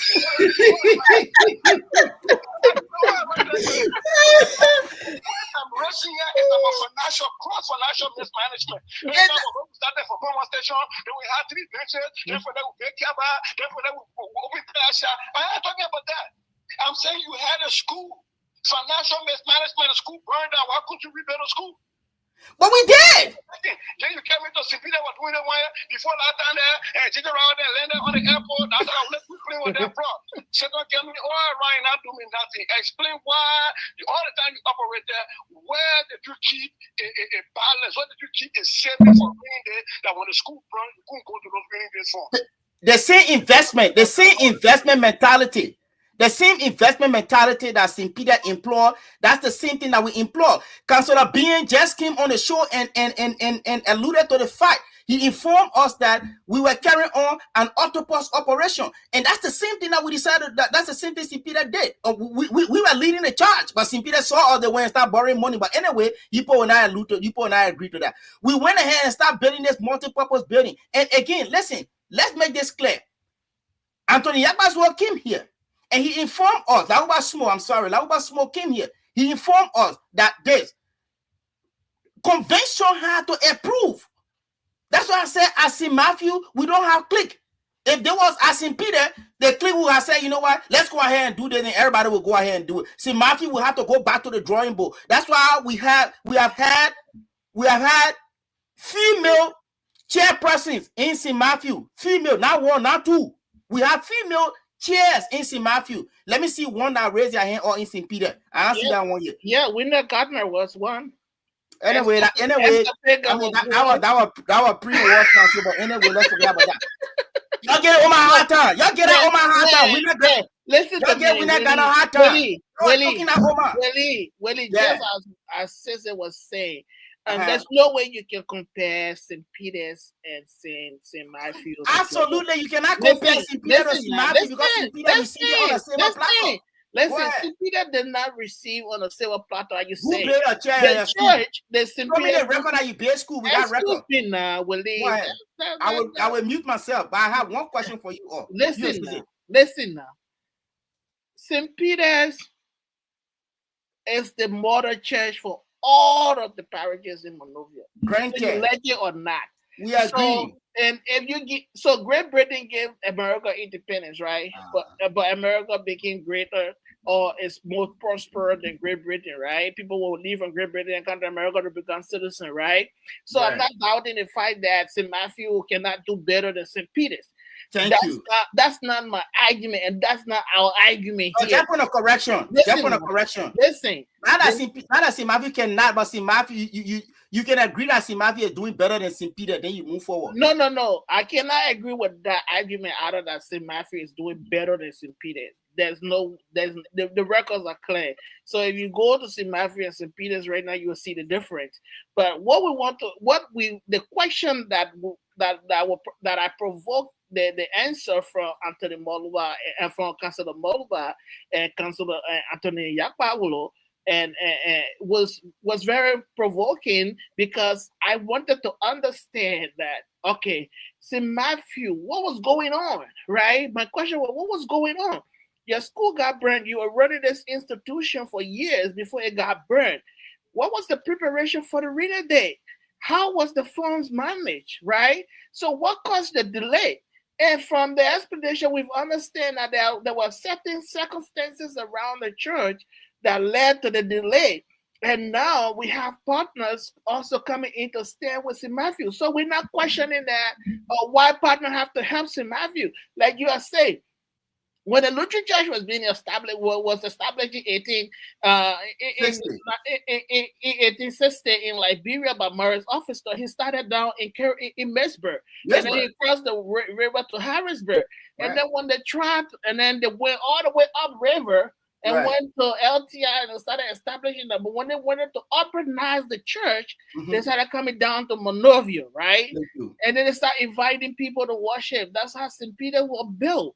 Right, so Maurice. No, that's not right. No, that's not right. That's not right, brother. Hey, my brother. The ELCA had record at ELCA base in Peter Church and turn it over. And let me tell you something. After the war, the records are there. After the war, they agree. ELCA built St. Peter Church was not the only church built by the missionaries. ELCA never based in Matthew.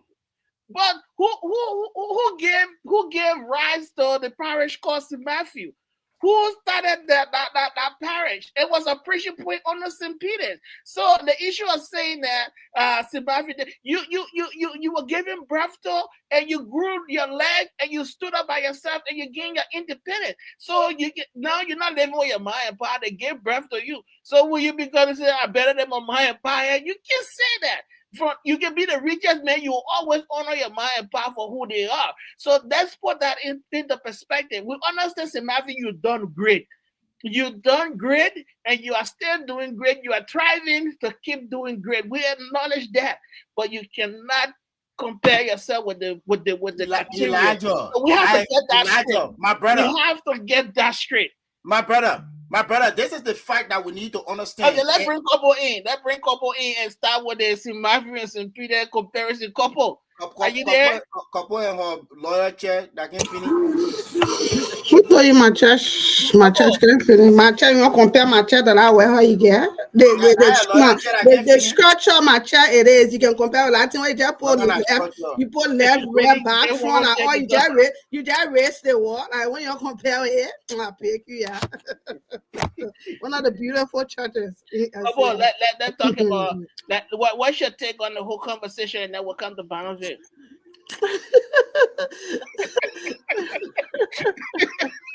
Latte scrutiny.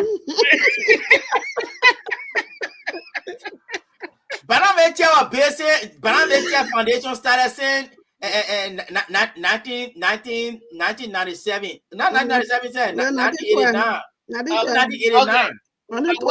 Winnie, All right. well, we want to acknowledge our viewers, and we want to say thank you for watching. Today is an open mic. You can call in and make comment on anything, and we're just looking at different parishes. A lot of parishes are having elections and bringing in new council chairpersons. I told you, I said Banavetia chair at 1989. The foundation started. I just said 1989. Banavetia foundation started. You can be provoked. You can be provoked. Elijah to call it as well. Elijah know where the chair foundation. You're not saying the truth, Willie. You're not saying the truth. All right, Papa, I'll get you the chance to speak. I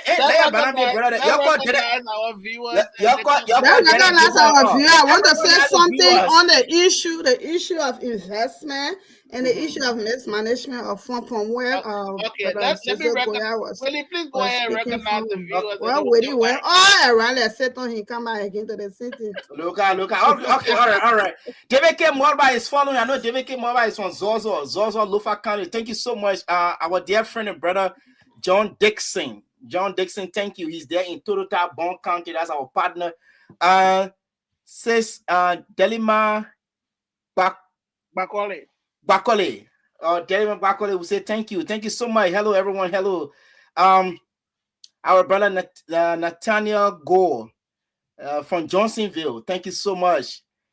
Stephen Sewala. Thank you so much. From Banga, Bon County. and this other St. Peter man here. I don't lie to you, man. Remember the border. Never. That way they have moved St. Peter new preaching point. They look for name Buddha. Mother Johnson want to say thank you very Mother Victoria Nagbe Johnson. But we all on the show here. She only recognize her daughter anyway. Hello, Mrs. Johnson. Reverend Pay, Reverend Thomas Very- ZP. Want to say thank you. Thank you so much from Chicken Soup Factory. Brother Judonu Kono. Judomu Colley, sorry. Judomu Colley. Thank you. Want to say thank you. Our Anthony was on the phone with us. Lauba Smo. We also want to recognize our brother BM Malba. He was also on the phone with us. Alosha, please call in and tell us when the foundation was set up at Baranville Church. Me that the one I want to know. Yeah. Okay, couple come in. I want to say thank you to all of our viewers. Continue to watch, and you can call in and make a comment. Today is an open mic, and we're just looking at our various parishes as people are electing new parish council chairpersons around. We know that St. Andrews also had a parish council elections. I'm hoping to bring Jerome, who is the vice chair for the parish council of St. Oh, Jerome, the co-chair for St. Andrew. Yeah, St. Andrew, that's short a man, no. Yeah. So we hope to bring him over here to talk about St. Andrews. But let's get your comment, a couple. Okay, like for what Brother Sese was talking, the issue of mismanagement of funds. I think this is a crucial issue for our church, and this is an everyday thing that we say, right? Like for me, I would set example to my end. We had an elementary school. At the end of the day, the school closed down, right? That school, I don't know how many years. Council we went for council meeting, and the council decided that since there is no improvement in the school, or by then it was turned over to the school system, and nothing is going on. Everything had come to a standstill. The council decided to shut the school down. Yeah, and since then, we have been focusing on our building, right? But the issue of investment is very important. When we build this institution, these schools, clinic, or whatsoever we term it, we need to invest. Let's think about tomorrow. You don't have. I mean, it's so frustrating I'm not in a Western world, right? For where we are. At times you even sit down and think about yourself. It's not if I fall under the what becomes of me tomorrow. I don't have money. I don't have this. So most people go for investment, right? You invest so tomorrow when things happen, insurance company come in, your yield on investment, you get it. You know, other things. It happened. The school got bread, and I in Western world, that school is insured. That school got bread, and that's the insurance company come. And they rebuild your school. So we need to start thinking in this new time. We need to start thinking when we build these buildings, when we got an institution, how can we maintain them? How can how can they live on? Why if something happened today? What happened to the institution? Like now, see, Matthew opens next year to get students. It will take time. The get students that for the path they were at the point where I know they had a lot of students. So the school burned down, the school shut down. It's like you starting all over and again. You got to start looking for students. You got to start carrying on awareness. You got to start carrying on advertisement. Oh, we got a new school. Bring your children, you know. So we need to start thinking about that. Our church need to get involved when it comes to investment. We really need to start thinking about that. It is very important. Couple that you strike one thing when it comes to insurance. Looking at like Berea right now with the kind of fire disaster that happening around the country, and if you have an investment like in buildings and schools and everything else, there's a need to insure those properties. So in the case of natural disaster, you are able to rely on those insurance companies to kind of rebuild your institution because you're paying premium over the years. But many times in Africa, people look at insurance as though you are wasting money, but you're not wasting money. Like we are here in America, we pay insurance on our cars, and on the houses, on different on things. your life, on everything. Different things that we pay insurance on. Sometimes the whole year you don't have a car accident, but you have to keep paying your insurance because you don't know when disaster will happen. You don't know when you will have an accident, and then you will not regret that you've been paying your insurance over the years. So I think that's one of the things that our churches or our institutions, like from government to private institutions that are investing into real estate and other things, they have to really insure those properties with the various insurance company they have in Liberia. There, have Excuse some me. Oh, sorry. comprehensive insurance coverage on those properties. Because if disaster should hit today, and you're not gonna be waiting for all these years, like in the case of St. Matthew, if that school was insured over the years, if that school was insured, definitely they should have received some premium, some payment from the insurance company to help them, add to the little money that they have to start rebuilding and to invest it again. But because we never had that in place, the school was not insured, it got burned. Now we have to start thinking about raising our offerings and saving some in order to start rebuilding the school again. It takes time. Like the Lava said, like our churches would depend on low earners. Offering. Offering to low income earners. They come to church, they put the 5, 10, 10 cents into the offering basket. And that takes time to accumulate into a huge sum of money to be able to invest that into a real estate property. So we have to really start looking into that direction as well. So yeah, that's a really good point that you get. So Elijah, I want to agree also at this time. I want to agree also. First of all, I want us to recognize our own part manipulate case small. I want to agree with both of you. I'm still on the floor. I'm still on the floor. I just want to allude to what you guys are saying about the issue of insurance, right? It is a good thing. From this conversation, I know our church leaders are watching. The LCR compound where we have all of the offices for the Lutheran Church in Liberia, are those buildings insured? Okay? Are all of our cars insured full coverage? I know things are hard, but do we have our properties insured? Now, Elijah, you keep going back to St. Matthew. You say, if St. Matthew was insured. St. Peter today, is St. Peter insured? This is why now. This is why we're saying it. So since Matthew is sporting one of the best structure up now, and it may be the best within the PSV bill. Let them try. We all need to look at that to try to insure. I tell you this: when I was working back when we had this group insurance, right? Mm-hmm. We had this group. We had this group insurance from my office. When I was sick, I had to go on the procedure on surgery. I paid like $1,000+, but then we had insurance with Securix. So after everything, when I met with our insurance officer at the office, and she said, "Oh, just put all of the document together." And I put up my document together and I submitted. Less than a week, Securix gave me a check $600+. There you go. You want to pay $400 now for hospital bill, right? They gave me a check of $400. So, much the insurance company can be slow, they can be this, they can be that, but we need to make the attempt. Hold your point right there, and let's look at what Anthony Yabawulu just posted, right? Agreeing with you on the point of insurance, but then he said it requires money, right? Now, and we agree it requires money. But let's look at the dividend, right? Right. Losing a building and finding money to pay the insurance so that when disaster happens, you have somebody responsible to resuscitate or rebuild your institution because you have insurance. How much would it take a whole parish, in your budget?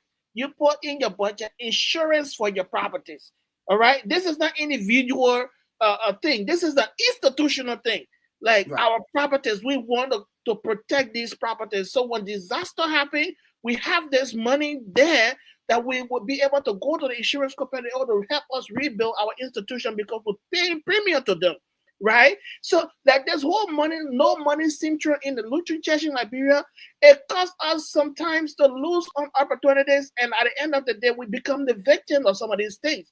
You Yeah, see, absolutely. I agree with you on this. if we do not take steps to say how can we put it into place, right? We understand pastors' pension, other things are there, but the pastor will resign, like Pastor Mike resign right now today. He's gone, right? His pension, whether he pay all a pension, he didn't pay all a pension, that is left with him as well, and that of the LCR to figure that out. But as the LCR as an institution going to stay. So if fire should or any natural disaster should happen today, how will you be able to resuscitate or recover from that disaster if you don't have insurance on your property? Elijah, let me just add on to what you're saying. Even so, when you said if natural disaster is to take place, 2 years ago, I think it was last year, there was heavy storm in Liberia. The roof, couple can attest to that. We receive photos. The roof of the building, the building that houses the guest house, like half of the roof of that building were gone. Half was gone. Now, the compound is very close to the sea. Sea erosion is taking place in Monrovia like quite frequently. What if, like, the climate change, right? What if the sea just swells and sweep that entire area? No one is praying for it. If you have insurance, insurance will come in and insurance will cover all of these damages. Yeah. But we're saying no money, right? There's no money. And I agree with brother Lagwa Smoke. There's no money, we agree. But there will be money to fix the roof. Money will come from somewhere to fix the roof. Yeah. Let's say, for example, and we are not saying this thing because we find ourselves in these areas, right? It is very, very important. It is very important because if you have insurance, that will help you for the amount you will take to rebuild. If you have insurance or if you are paying your premiums annually, you will find out that the amount you pay annually, it will be far less than what your insurance should pay to cover that. Yeah. Yeah. 1,000 you pay, but insurance wrote you a check of 600. So maybe you wouldn't pay 400 for hospital bill. Yeah, because they set the liability. They will look at your property, they set the liability on your insurance. Exactly. They can cover. And you don't have to take the highest premium. You don't have to take You the don't highest have to go there. They have other stages. They have like I would believe they have silver, gold, and premium or platinum. You can take silver. And whatever the insurance covers, now you can cover the rest. However, if you don't have insurance, I mean, it's gonna be so bad. Already on the law. So let's assume the loan that was taken. There's an interest on that loan. You know how much you will pay as an interest on that loan. Thank you. You gotta be paying the loan at the same time. Rebuilding. So we need our church need to take that, especially for private. Especially for we gotta insure. See, Matthew will insure on you, building. We can assure you that. Yeah, we build our own school, build our own church. Everything is for the other state and for LCR. When it damages tomorrow, LCR is not coming to take the full responsibility. LCR is not. It left with us the same parishioner to be giving our $5, $10 as offering.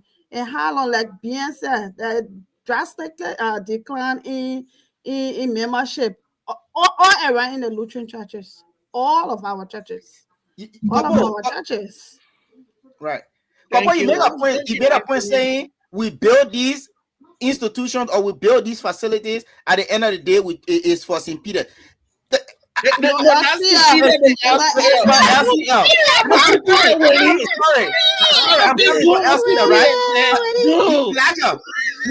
that's the point I want to make, right? That's the point I want to make. Elijah, that's the point I want to make, right? You should take over something that you have invested in or that you have interest in. Okay? Or they say put your mouth where your money is, right? Now, I want to set you an example of like the system here, and I want to believe that LCR is taking that model from the system up here. Okay? For the case of the People's Community Lutheran Church in Baltimore, right? if you look at people's church in Baltimore, people's church is sitting on, if you look at the value, the parking lot is on one lot and one block, and the church building is on one block. That's almost evaluation of almost $1 million or so that people is sitting on, right? But the church have been investing in that. If Now it what? comes to a point that people's cannot pay her pastors, or people cannot pay her mortgage to IMF. Remember now the church has IMF, which is the ELCA own loan. Mutual fund, yeah. What they invest in a mutual So they're fund. saying, so they will come in and chip. Why are you trying to stand on your feet? Because when the time comes, they know that you cannot stand on your feet at all. They say, you know what happened? Y'all can make it, man. We merge with the other congregation. We sell the property. Because they have invested in that. But you don't invest in anything. But you just want to come. I don't buy that. I mean, I should be considered a controversial person, but I don't buy that. That the LCS should come and take over property that they have not, that they have invested nothing in.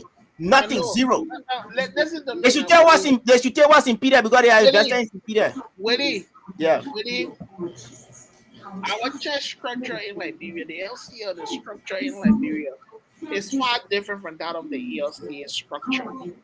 The ELCA is structured in a synodical form, and right. we are not structured that way. We in a district form. Yeah, yeah, we are. It's not a nomenclature. Yeah, it's just a nomenclature, but it's a scene system.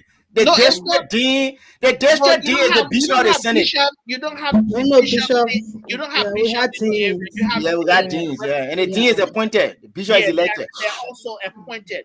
So this gives the LCL the umbrella dominion over all of these parishes and districts, because they are all underneath the LCL. Man, that was 1950 that was 1860 when that thing happened, but now things need to change. No, that's something we can start looking at, and I think there was a proposal from one of these conventions, out by Bishop Patmore or so, proposing for the whole synodical thing, but for the LCA. And I know in the past, where B.B. Collins also proposed that as well, where we should have synods and things where you have bishops in the area and you have a presiding bishop. Because when you have this kind of structure, you almost have like a federal government where you have governors running their own things, and then you have this whole big system that everybody's supporting. So we don't have that system in the LCA. And the parishes now are struggling to raise money to support the district. Some of the district deans, they don't even have a direct salary from the LCA central office. So the district parishes, they have to put money together in order to pay the dean. So if LCA that appoints these deans can be able to take up the full responsibility to pay these deans, then you have some functioning system. But this is another topic to talk about another day. But talking about insurance, right? Talking about insurance, right? Our investment gotta be secure. Yeah, investment gotta be secure. Yeah. And when you go to insure your property, there's a liability set on your property. There's evaluation of your property. Yeah. And based on the evaluation of that property is the kind of insurance you want to have, so that when there's any disaster, so that when a disaster, sometimes that whole roof will go out, and the insurance company will come and replace that roof. Right? There will be other things that will happen, the doors and things. Insurance company will come. That's liability on the insurance company. It lessens the burden of other things on the institution. So we have to start looking in that direction. We have to start protecting our, like America here, we have all of the equipment, fire service and everything. Within a second, you can find fire service coming to your house. Just when the smoke detector goes off, you will see fire service coming to your house to make sure that there's no fire. We don't have that system in Liberia. But yet and still in America, the apartment, the house you live in got to be insured. It has to be insured to help you so that when there's a disaster, you're able to get money from somewhere to recover. So that's the whole rationale behind it. So the whole no money central thing, we have to look at it critically to see how best we can protect our investment. And just how we budget for our pastor salary or our church worker salary, we can also budget for our insurance premium. That can also be part of our budget. That payment is paid at every month. We made our payment instead of going back to the same old thing again. When something happens, then we have to close the whole institution for years. You know how much we have lost over the time, all the years that the school was closed for. You know how much we lost. So we really need to look at that. Our parishes need to go look at that. LCR will not do it for us. We struggle to pay our churches. So Yes. we need to see how best we can secure them. No, we We need to. We need to. If it requires that we raise some offering every year, or if it requires that we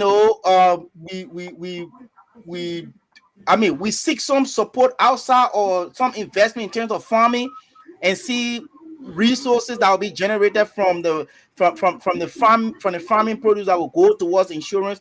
We need to find a way to insure our property, because tomorrow, God forbid, tomorrow, if anything happens, your insurance will be taking care of that, while you have something else to focus on, instead of having to facing two situations at the same time. And that would be a huge challenge for us. And we're seeing what's happening now. I mean, let's put all joke aside.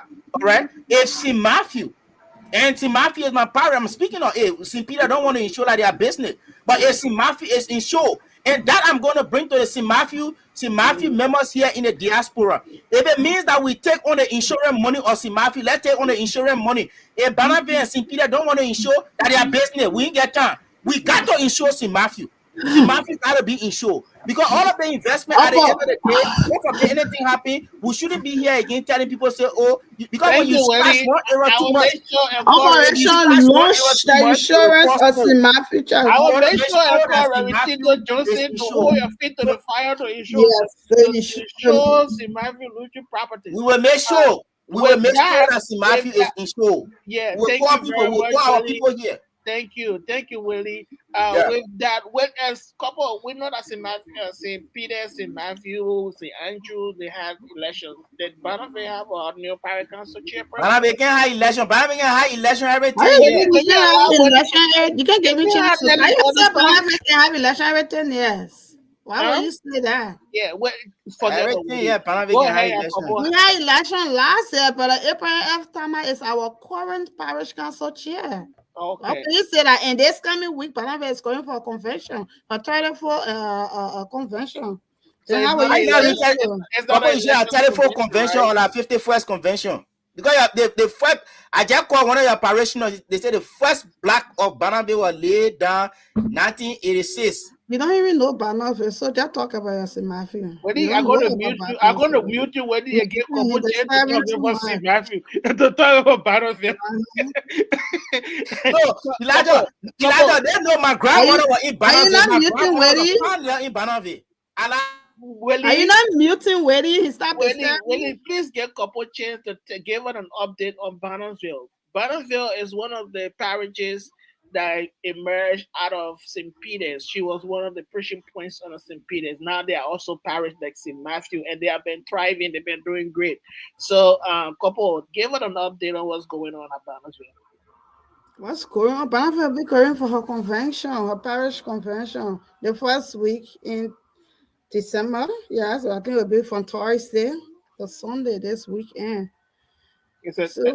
So we did not have any form like election, but last year, Brother Abraham F. Thomas was elected as parish council chair. And everything is going pretty much well at Barnabas Esther, at Barnabas Parish. Pastor Reverend Sumo Ayapaudo, Pastor Ayapaudo is our current pastor. Okay. Let me come to this. I know Ayapaudo that P, Reverend Ayapaudo P is our I know current that pastor. I know that Barnesville had the little elementary school, the Reading Ping School.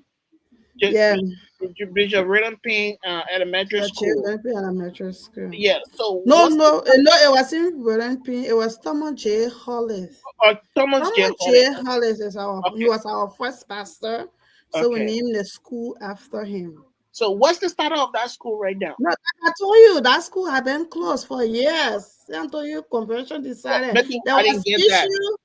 No, there was issue with the school when the same school system when the school was turned over, teachers were not being paid, so the money the teacher was collecting, they were using it themselves to pay themselves. At the end of the day, there was huge money management, the same old thing.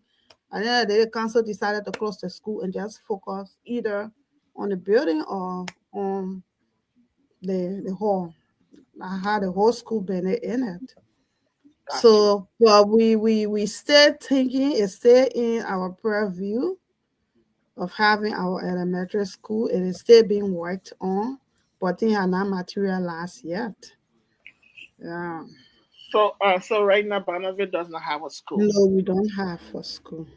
Based on poor financial management. The same thing we're talking about stewardship. You see, because when people are entrusted with the church's property, they try to benefit from that institution instead of benefiting the institution to grow. That's the clear example, classical example of poor. Elijah, you keep talking about financial management. What happened here at St. Peter? But it's everywhere. It's not even to our parish, really. That's the Let me fact. tell you something. It is I everywhere. can tell you that St. Peter's is 100% free of financial Okay. management. We've had situations at St. Peter's where $5 million walk up the door, we didn't know where it went. So I'm Thank not you. telling you that we have not had our own challenges at St. Peter's. Thank But we you. just what I'm highlighting here is that our institutions are breaking down because of poor stewardship of some of the people that would put our institution into the hands to manage. Like this is a classical example that couple just sat there with the benefit elementary school, right? Because of poor management, because of poor financial stewardship, that institution now is down the drain because the parish council saw that now as a liability on the church instead of being an access to the church, it became a liability on the church. So therefore, they had to let it go. So now they have to reinvent the wheel to see whether they can continue this process or they can. So it's everywhere. It's everywhere. All of the churches in Liberia, they all have their own financial challenges in mid-management. Some we don't know here. And today, I can tell you if you call another parish somewhere to just interview somebody from there, the story will be different. It might be the same as well. But so all we pray for is to have people in places or in our institution that have love for the institution, like what we, like what we are saying in St. Matthew. Let me say St. Matthew and St. Peter's. So Really? there, so that at least you can be happy, right? Since I said St. Matthew, that what happened when immediate example to build a school after it was burned down to the ground. So you have to be positive. You have to invest, but when you invest, also try to protect your investment so that Absolutely. you can get something maybe in terms of On return on your yeah, you investment. can Yeah. have a return on your investment. As Yeah, you go. absolutely. So I know time is fast spent. John got time is fast spent. We have to call it an end. So I'll come to you, couple, to give you a closing remark.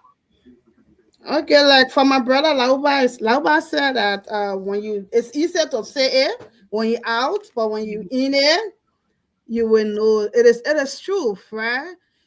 Especially for where we only receive uh offering to pay our pastor. We rely on offering tithe and contribution to pay our pastor.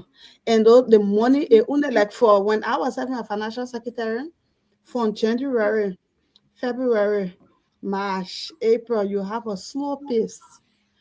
As of May, after more month, June, July going time, then you will see our account will be fat. You get money because you have had Mother Day program, you have had Father Day, you have Youth Day, children, everything, so there will be money. But at times it is very difficult to even raise the money to pay a pastor, to pay a church worker. It can be easy. So the issue of all relying surely and wholly on our offering. We need to reconsider that. We need to reconsider that and see how best we can turn $1 into $2. If we can get a little business, maybe we'll go back to our same parish council meeting and say, okay, this time the church will get this amount of $1 million. Can we take $1 million and invest it in rest business? So it's another source of income. So now we are not only depending on our offering that we receive to pay our pastor, we also got our rest continuing that we're running. So the more, if we don't have money, that one can amend what we have as church to pay our parish pastor. So we need to look at that as financial secretary within our parishes, all of our financial people that are be thinking how best we can find other source, other investment that in the day our income from our offering reduce, then we're able to amend from whatsoever we are invested in. Yeah, and the issue of accountability, this is a serious issue for all of us. This is not about partners with St. Matthew, St. Peter's. This is about all of us because one way of the other, we are affected.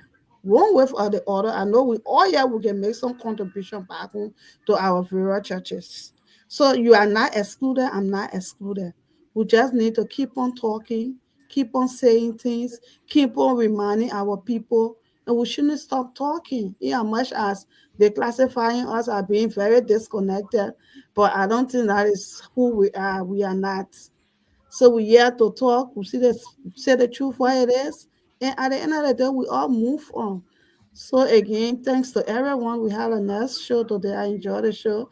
Brother BNG Moluba and Lauba, my two brothers, thank you for calling in. Yeah, just want to tell everybody thank you. Woody and Elijah. Thank you Thank so you. much. Thank you so much, couple. Willie, what's your party Yeah. comment? My parting comment, we had a wonderful show today. Though we had some, disagreement in some areas, but the good thing is we were all able to come to one term that our investments that we have in Liberia. Oh, Mother Freeman, thank you so much. Mother Call from Freeman is following us. All of our investments that we have in Liberia, we need to insure them so that at the end of the day, what is happening today at St. Matthew should not be happening at any other parish, including our central office. And this is the thing. I mean, why it is true that St. Matthew, you know, uh, uh, you cannot argue about it. One of the fastest far-sighted parishes in the LCL.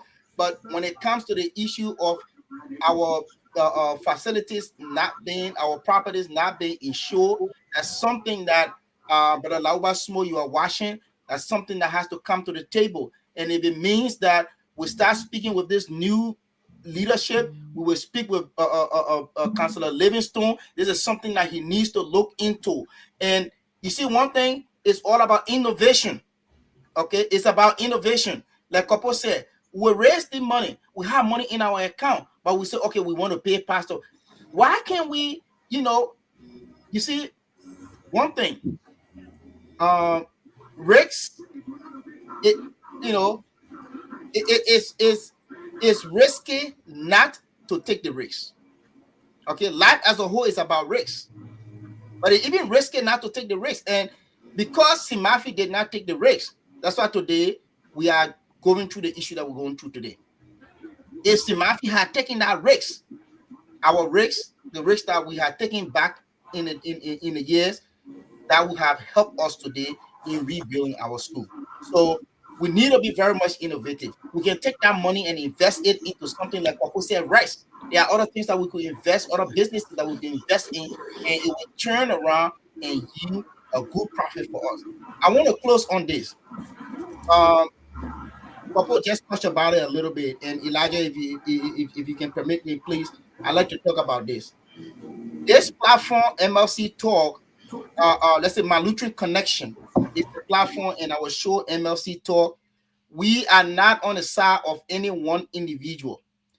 Anything that is positive in our church, we will highlight them. We will bring it to the forefront, and we will make sure that we amplify the voices of these people that are behind this good work, and make sure that our church knows about it. Equally so, if anything that is happening that is not right in our church, we will speak about it, because Martin Luther, the man today who we follow, we say we're Lutherans. Jesus, we follow Jesus. But the man whom theology that we follow, Martin Luther, he said, it's even more, he said, you are guilty if you don't say what you know about. I'm just trying to paraphrase that. You are even held liable for what you know and you did not speak about it. And I, for one, I don't want to be held liable for that in time to come on a day of judgment. So I'm saying this: you can call our Lutheran disconnection, you can call our Lutheran in connection. It's up to you, because when on this very platform we've raised money for people and institutions like the LCL. At not one time, two times we raised money for the LCL. We have raised money for LTI. And at that time, no one called us malnutrition disconnection. But because we are pointing out those issues that our church members are concerned about, you call us malnutrition. We are not malnutrition connection. We are malnutrition disconnection. It's up to you. Everyone has their opinion. Go ahead and make your opinion any way that you want. But we will remain malnutrition connections. We will remain like that. And any issue that we see in the society, in our church, we will speak about it. If the church is doing the right thing, we will speak about it. If the church things are not going on right, we will continue to speak about it. So go ahead and call all my nutrient disconnection and whatever name that you want to call us is up to you. I want to wish you all a blessed week. Thank you, Willie. And I want to say in my closing, congratulations to all of the newly elected Parish Council chairpersons. We are going to be following you closely to monitor your progress and to look at your plans for the parishes that you are taking over. If we have the opportunity, we're going to be inviting some of you here to look at your plans. But we want to say thank you to all of you who have been following the show today and always following this platform. As my brother Willie said, I know I got some text, some people accusing me of something that I didn't do. But we was called a spade, and when it is good, we will talk about it. When it is bad, we will talk about it. The one thing we would do is that we'll do due diligence to the story and make sure that we provide the right information and make sure that it is accurate before we bring this information out here. So with that, we want to say thank you all for being Lutheran. Our brother Abel just wrote a book called Nobody Leaves the Church. My Lutheran story, Nobody Leaves the Church. So if you have not grabbed a copy of that book yet, go and grab your copy so that you understand that we can all disagree to agree. At the end of the day, nobody leaves the church. So nobody leaves it. Mr. Willie, Elijah, before you leave, right? Before you leave, sorry, you talk about Brother Abel book. So my thought about this book. The back of the book, it carry our Luther seal. Are we getting any percentage from that Luther seal that is on our book? Good question. Copyright. Whatever need to tell us, we copyright, need right? Copyright. Yes. And Elijah, we also want to extend, condolences to our dear mother Rufina. Yes. I think Rufina Haddad, she's dead in Philadelphia. We want to wish her, Who is Rufina Haddad? Rufina Adia. Who is she? Adia? Yes. She was once the mother of St. Peter's Parish. Oh, okay. Yeah. Thank you. Thank you so much for that information. We want to extend our deeper condolences to her as well. So with that, ladies and gentlemen, we want to say thank you for following. We will see you next Sunday, next time. I think our sister couple will be hosting next Sunday when we meet. So until then, we say good night to all of you. Bye-bye. Good night. Bye.